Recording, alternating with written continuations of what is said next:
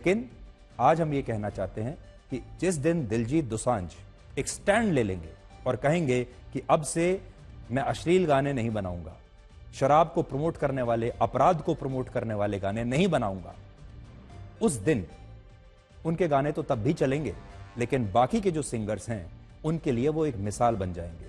और हम हमारे देश में ब्लैक और व्हाइट की तरह उन सिंगर्स को अलग अलग श्रेणी में रख पाएंगे। एक वो जो नैतिक रूप से सही हैं, जो समाज के प्रति अपनी जिम्मेदारी को समझते हैं, और एक वो जो सिर्फ पैसा कमाना चाहते हैं, जो क्रिएटिव नहीं है, जिनके पास कला नहीं है और जिनके गाने सिर्फ इसलिए हिट होते हैं क्योंकि वो सस्ते गाने बनाते हैं, क्योंकि वो अश्लील गाने बनाते हैं, क्योंकि उनके गानों में सिर्फ शराब की बात होती है, उनके गानों में अपराध की बात होती है।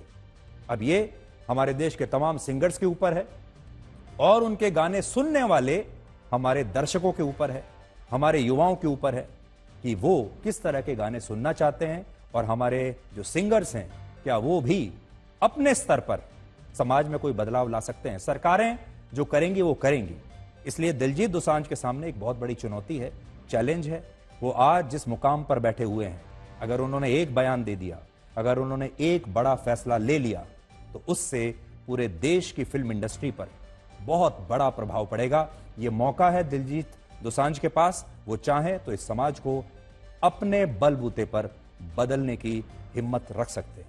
मैं जरूर बात करना चाहता हूं, वो परसों चौथ मेरे को चैलेंज दे रहे थे कि दिलजीत शराब के बिना गाना हिट करके दिखाए। For your kind information sir, born to shine, goat, हास हास, लवर, किनी किनी, बॉलीवुड में अभी नैना, मेरे बहुत सारे गाने हैं जो पटियाला पैक से ज्यादा स्ट्रीम करते हैं स्पॉटिफाई पे।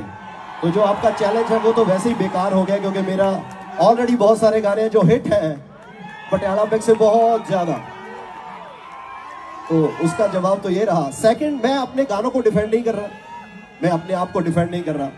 मैं सिर्फ इतना चाहता हूं कि अगर आप सेंसरशिप लगाना चाहते हो गानों पे, तो वो सेंसरशिप भारतीय सिनेमा में भी होना चाहिए, राइट?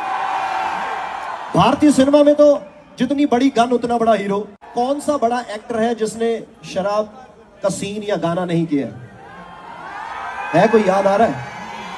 मेरे को तो कोई याद नहीं आ रहा। तो अगर आपने सेंसरशिप लगाना है तो प्लीज सब पे लगाओ। मैं सिर्फ इतना चाहता हूं, मैं बंद कर दूंगा उसी दिन से।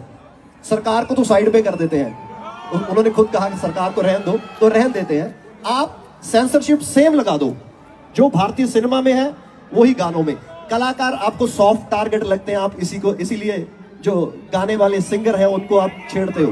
लेकिन sir, for your kind information, मैंने जो फिल्में की हैं उनको नेशनल अवार्ड भी मिला है मेरी फिल्म को। तो हमारा काम सस्ता काम नहीं है। इट्स वेरी इजी कि हम यहाँ पे लिख दें कि शराब सेहत के लिए हानिकारक है और हम गाना गाने लग जाए। ये सब सेम, राइट? ऐसा नहीं होना चाहिए। ऐसा फिर लगेगा कि आप किसी खास बंदे को टारगेट कर रहे हो। सो अगर आपने ये गलत न्यूज फैलाई है तो उसे कहते हैं फेक न्यूज। और फेक न्यूज फैलाने से क्या मुझे चुभ गई है? बिल्कुल नहीं। क्या मैं गुस्सा हूं? आपको लगता है मेरे चेहरे से मैं गुस्सा हूं? बिल्कुल नहीं। ये आपकी नैतिक जिम्मेवारी बनती है कि आप सही न्यूज फैलाएं। तो मैं भी आपको चैलेंज करता हूं कि सही न्यूज दिखाएं प्लीज।